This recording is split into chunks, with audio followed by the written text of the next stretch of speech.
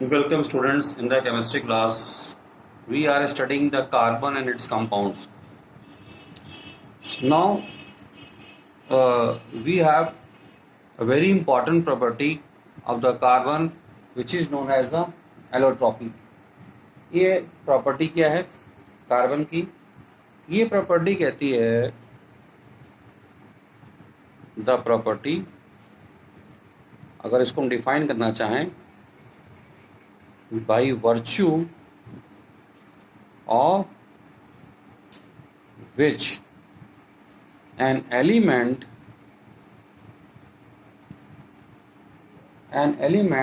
can exist in more than one form,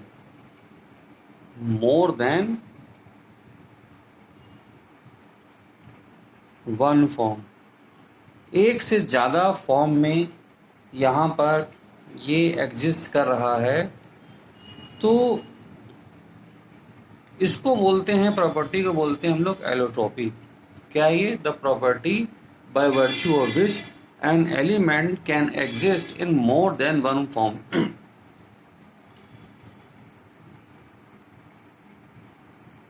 is known as allotropy. इसको हम लोग allotropy कहते हैं. और इसका जो सबसे अच्छा एग्जाम्पल हमारे पास में है वो है कार्बन.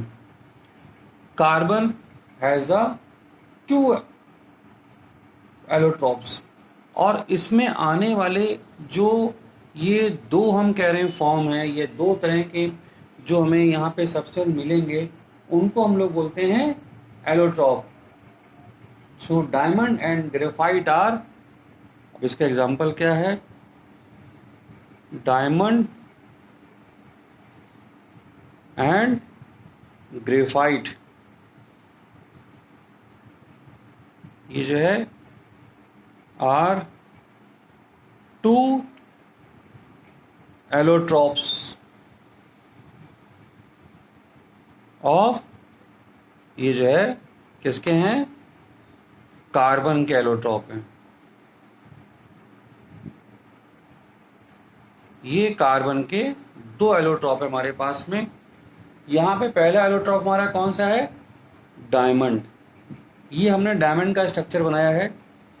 डायमंड का जो स्ट्रक्चर है ये टेट्राहेड्रल स्ट्रक्चर कहा जाता है यहाँ पर. और इस स्ट्रक्चर में हम देखेंगे कि हर कार्बन एटम जो है वो एक कार्बन, देखिए 4 कार्बन से यहाँ पर कनेक्टेड है, 4 उसकी वैलेंसी होती है. लेकिन इसका जो अरेंजमेंट है एक खास अरेंजमेंट होता है, जिस अरेंजमेंट को हम लोग कहते हैं tetrahedral structure. Tetrahedral structure of carbon इसको बोला जाता है. तो यहाँ देखिए, ये फिर यहाँ पे एक कार्बन इधर आया, और इस तरह से फर्दर ये एक चेन बनती चली जाती है. इसी का जो दूसरा स्ट्रक्चर है हमारे पास में, ये है स्ट्रक्चर ऑफ ग्रेफाइट. यहाँ पर क्या होता है? इन दोनों में क्या डिफरेंस है? अगर हम स्ट्रक्चर की बात करें यहाँ पर, तो ये हमको यहाँ पर मिलने वाला है एक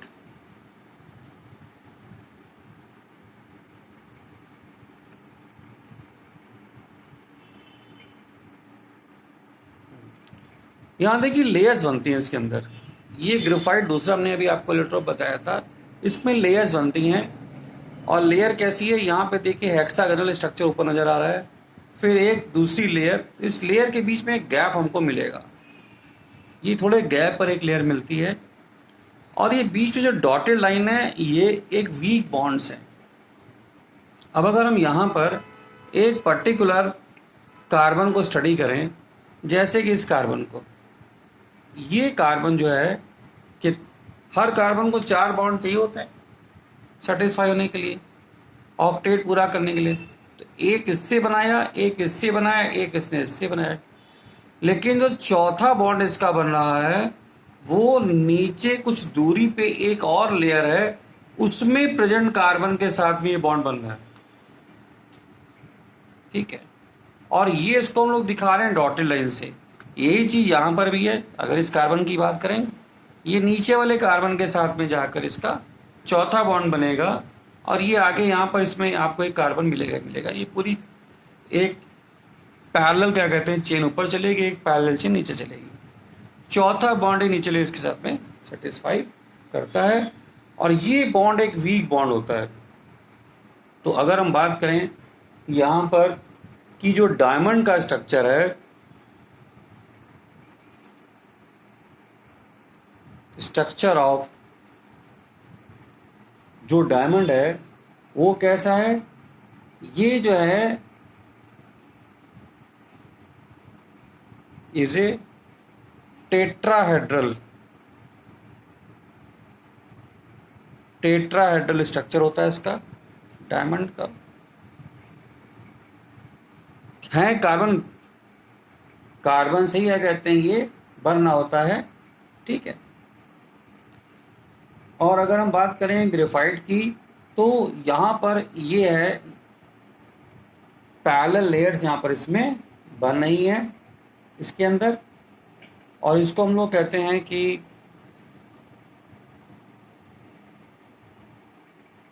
स्ट्रक्चर ऑफ, हम अगर ग्रेफाइट की बात करें तो ये क्या है, has parallel layers, parallel layer सकता है, ठीक है, where each carbon has 3 covalent bond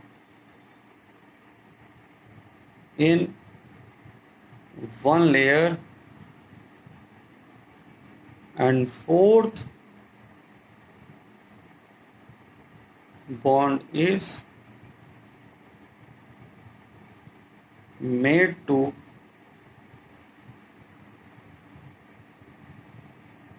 another layer। तो ये 4th बॉन्ड नीचे बनाता है। ये होगा इसके स्ट्रक्चर की बात। प्रॉपर्टीज क्या डायमंड की, नंबर 1 प्रॉपर्टी जो है diamond has high refractive index. इसका रिफ्रैक्टिव इंडेक्स बहुत हाई होता है, इसी वजह से ये ग्लिटरिंग भी करता है। इसकी कटिंग के बाद में देखते हैं, ये ग्लिटरिंग भी जो ज़्यादा शो करता है वो हाई रिफ्रैक्टिव इंडेक्स की वजह से होता है कि अगर रे ऑफ लाइट अगर अंदर एंटर करती है कार्बन में तो उसकी कटिंग इस तरह से करी जाती है कि वो बार बार अंदर इस तरह से ये घूमती रहे, इसीलिए डायमंड जो हमारा है वो ग्लिटर करता है। और ये क्या है, हार्डेस्ट सब्सटेंस है। जितने सब्सटेंस हम जानते हैं उसमें हार्डेस्ट सब्सटेंस है ये। दूसरा, इसकी डेंसिटी भी हाई है, इसकी जो है हाई डेंसिटी है, जिसकी डेंसिटी है वो 3.5 ग्राम पर ml है। अगर हम बात करें कि कंडक्टिविटी की तो ये नॉन कंडक्टर है, नॉन कंडक्टर ऑफ इलेक्ट्रिसिटी है, नहीं करता ये। और it is insoluble in all solvent, it is insoluble है इन ऑल सॉल्वेंट्स। किसी भी सॉल्वेंट में ये नहीं क्या कहते हैं, इसको हम लोग डिसॉल्व कर सकते हैं। और on burning it gives only CO2 and no ash, क्योंकि ये प्योरेस्ट फॉर्म ऑफ कार्बन है। डायमंड क्या है, प्योरेस्ट फॉर्म ऑफ कार्बन है। अब इसके यूजेस की अगर हम बात करें, हम यूज़ कहाँ करते हैं, तो ये एक डेकोरेटिव स्टोन है, ठीक है, मैन्युफैक्चरिंग करने के लिए, for the purpose of cutting and grinding. Cutting and grinding करने के लिए, ग्लास के लिए भी यूज़ इट, इसको यूज़ करते हैं। और ज्वेलरी में तो हम उसको यूज़ करते ही करते हैं, ठीक है। और ये जो है मेन तो मतलब ज्वेलरी में यूज़ हो रहा है, और हार्डेस्ट सब्सटेंस होने की वजह से ये जो है वो उसको हम लोग ग्राइंडिंग और इन सब पर्पसेस के लिए भी यूज़ कर सकते हैं। और भी मेडिकल में भी इसको यूज़ किया जाता है, जहाँ भी कुछ हार्ड सब्सटेंस को कट करना है, ठीक है। तो ये इसका मेन यूज़ है। अब हम बात करते हैं यहाँ पर प्रॉपर्टीज़ ऑफ ग्रेफाइट की।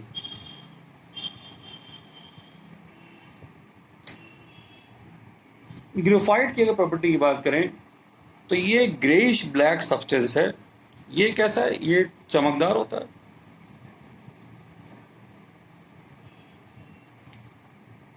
ग्रेइश ब्लैक सब्सटेंस है ये जो है। और इस जो जो है चमकदार है, ये लश्चर देता है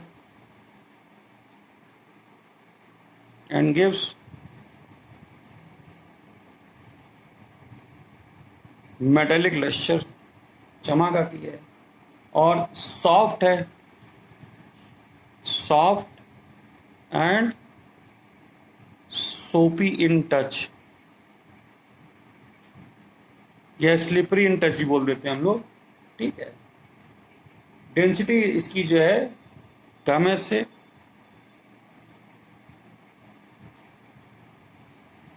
लाइटर देन डायमंड, इससे कम है डेंसिटी इसकी।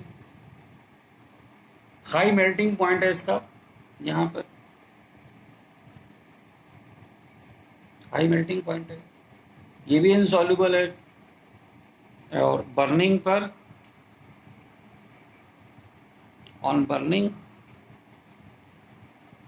गिव्स ओनली CO2, क्योंकि यहाँ पर भी जो है ये हमको प्योर फॉर्म में हमारे पास में ये है। यूज अगर हम बात करें इसके यूजेस बहुत हैं। यूजेस ऑफ ग्रेफाइट की अगर बात करें, जो कॉमन मैन भी, हम भी, आप भी जानते हैं, इसका जो सबसे बड़ा यूज हो रहा है वो इलेक्ट्रोड्स की तरह यूज होता है। Electrodes in the electric arc furnace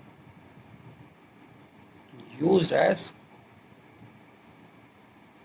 electrodes, यहाँ पर है ना, इन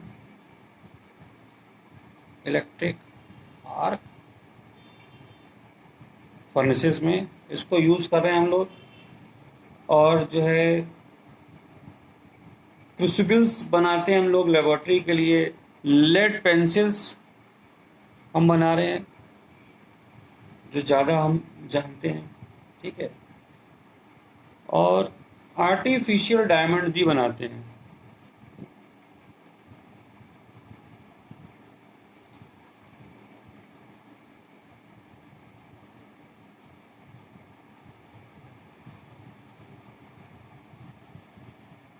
एलोट्रोपी में एक और नाम आता है फुलरेंस,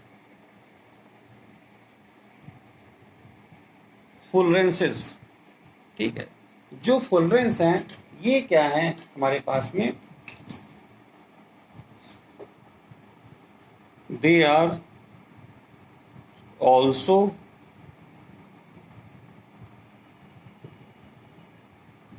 एलोट्रोप्स ऑफ कार्बन। ये भी कार्बन के एलोट्रोप्स हैं, बट डिफरेंस क्या है, they have cage like structures, cage like structures इनके होते हैं, विद द फार्मूलाई। इसके जो कार्बन उसमें होते हैं 32 कार्बन हो सकते हैं, इसमें 50 कार्बन हो सकते हैं, 60 कार्बन हो सकते हैं, इस तरह से बहुत सारे कार्बन इसमें पॉसिबल हैं यहाँ पर, जो हमको देखने को मिलते हैं इसके अंदर। क्योंकि ये एक ऐसा हमारे पास में एलोट्रोप है जो हाई नंबर ऑफ कार्बन्स को यहाँ पर रखता है। और इसमें जो मोस्ट पॉपुलर है या जो मोस्ट कॉमनली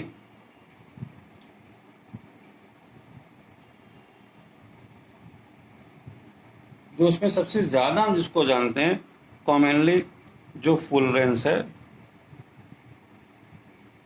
इज C60। इसका एक खास नाम है, इज नोन एज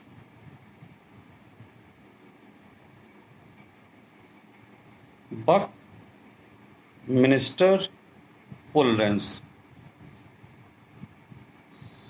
इसको बक मिनिस्टर फुलरेंस बोलते हैं। और इसका स्ट्रक्चर जो है ये एक डोम लाइक स्ट्रक्चर इसका है यहाँ पर, ठीक है। तो बहुत ज़्यादा इसमें हम लोग को स्टडी नहीं करना है, कि लेकिन इंट्रोडक्शन में मैंने आपको इसको बताया है। और इसका यूज़ अगर देखें तो लुब्रिकेंट्स की तरह यूज़ किया जाता है, यूज्ड इन लुब्रिकेंट्स में इसको यूज़ करते हैं हम लोग, ठीक है। तो बक मिनिस्टर फुलरेंस ये हमने एलोट्रोपी यहाँ पर हमारी पूरी हो गई। Already I have told you that carbon makes millions of the compound. Carbon makes millions of the compounds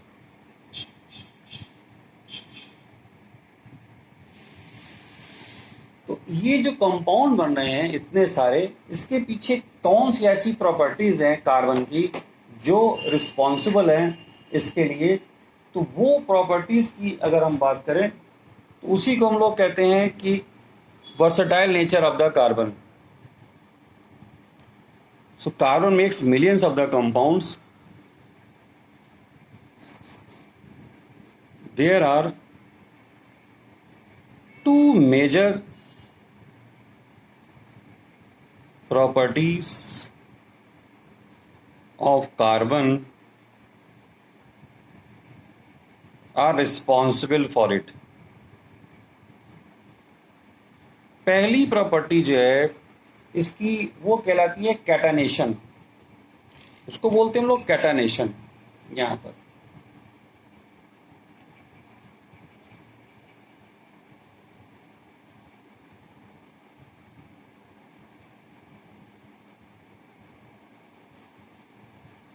ये प्रॉपर्टी कहती है कि by virtue of which this property carbon atoms to form bonds with the other atoms.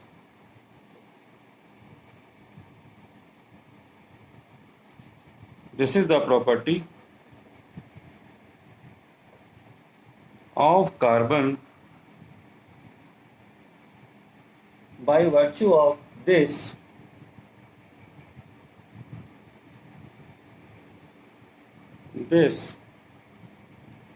it makes large chain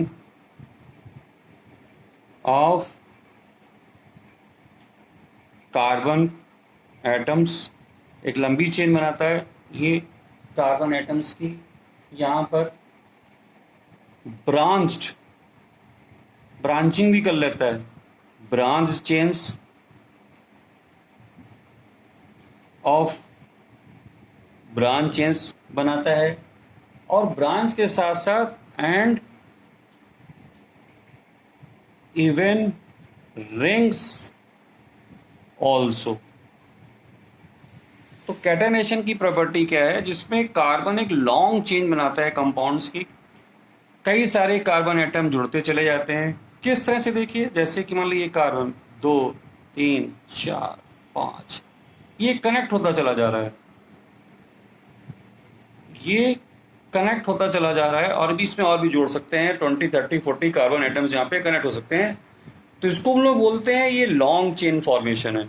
ये क्या है, long chain formation है। फिर मैंने बताया कि ब्रांचिंग भी यहाँ पर हो रही है। यहाँ देखिए 3 वर्ड यूज हुए हैं, लार्ज चेन, ब्रांच चेन और रिंग्स। 3 तरह के केस यहाँ पर आपको मिलेंगे। एक ही लॉन्ग चेन हो गया। ब्रांचिंग में क्या होता है, एक कार्बन इधर लग गया, एक कार्बन इधर लग गया। तो ये जो साइड में लग रहे हैं ये क्या है, ये ब्रांच चेन है। यहां पर ये क्या है, ब्रांच हो रही है, ब्रांचिंग भी कह सकते हैं। ब्रांच चेन कंपाउंड जहां पर बन रहे हैं कार्बन के। अभी तीसरा मैंने आपको बताया इसमें कि रिंग्स में क्या होता है कि कार्बन जो है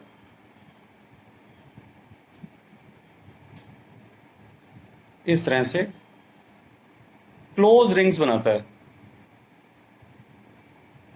इस कंपाउंड का नाम है बेंजीन, इसको बोलते हैं बेंजीन। क्लोज हो गई, ये रिंग हो गई। तो कंपाउंड यहां पर देखिए सिंगल डबल बॉन्ड सब मिल रहे हैं, ये ऐसे भी बना सकता है। कोई जरूरी नहीं कि इसमें डबल बॉन्ड की हो, सिंगल बॉन्ड का ही बना सकता है। यहां पर एक हाइड्रोजन इधर,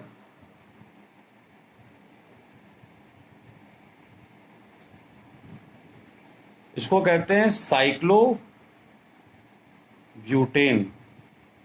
दूसरा कंपाउंड हो गया। लार्ज चेन का एक एग्जांपल मैं आपको बता दूं, 1 2 3 4 5, 1 2 3 4 5 6 कार्बन है। अब यहां पर सब जगह हाइड्रोजन हाइड्रोजन,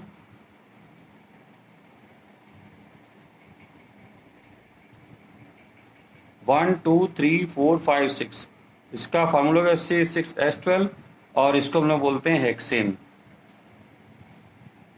तो ये 3 एग्जाम्पल मैंने आपको बताए यहाँ पर कि ये चेन का हो गया, ये दोनों ये हाँ साइक्लिक चेन हो गई यहाँ पर, और ये लॉन्ग चेन। तो आप यहाँ पर इसको जब समझाएंगे तो आपके लिए कैटेनेशन बताइए, लॉन्ग चेन बताइए, ब्रांच चेन बताइए, ठीक है। और एक साइक्लिक में आप इसको यूज़ कर लीजिए।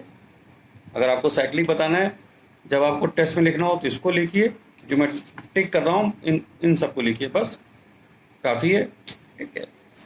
ये एडिशनल मैंने आपको बता दिया, okay.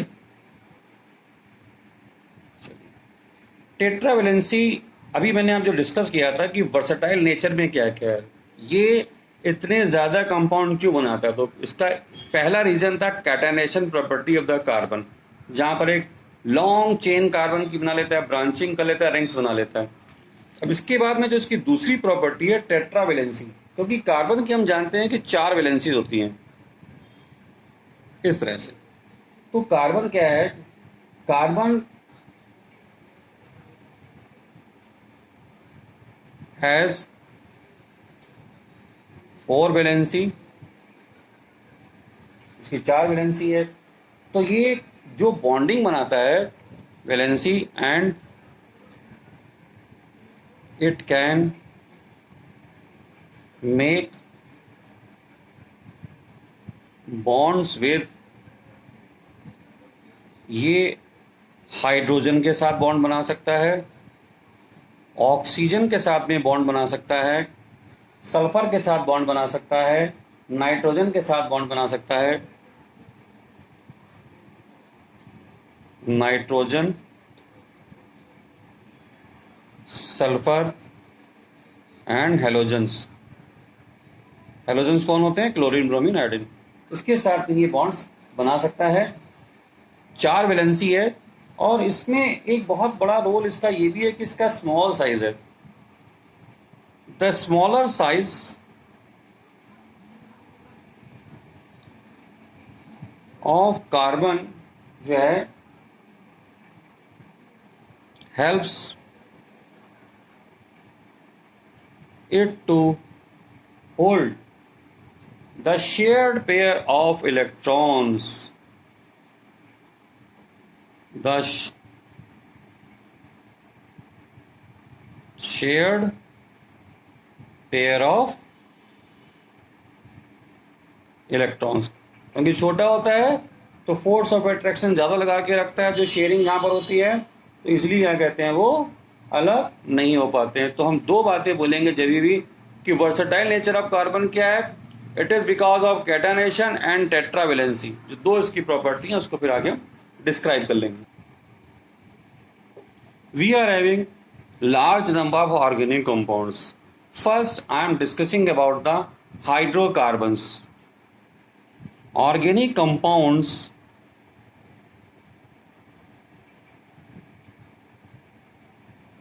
having carbon and hydrogen, जिसमें केवल यही दोनों एलिमेंटों आर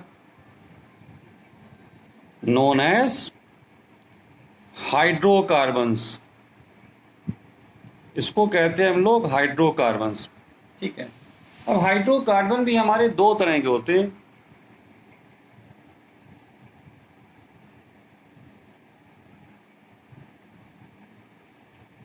दो तरह के हाइड्रोकार्बन हमारे पास में है। एक हमारे पास में है सैचुरेटेड और दूसरा है अनसैचुरेटेड। जो सैचुरेटेड हाइड्रोकार्बन्स हैं इसको हम लोग बोलते हैं एल्केन। इसको क्या बोलते हैं? एल्केन। और जो अनसैचुरेटेड हाइड्रोकार्बन है इसकी भी दो कैटेगरीज हैं जो कहलाती हैं एल्कीन और एल्काइन।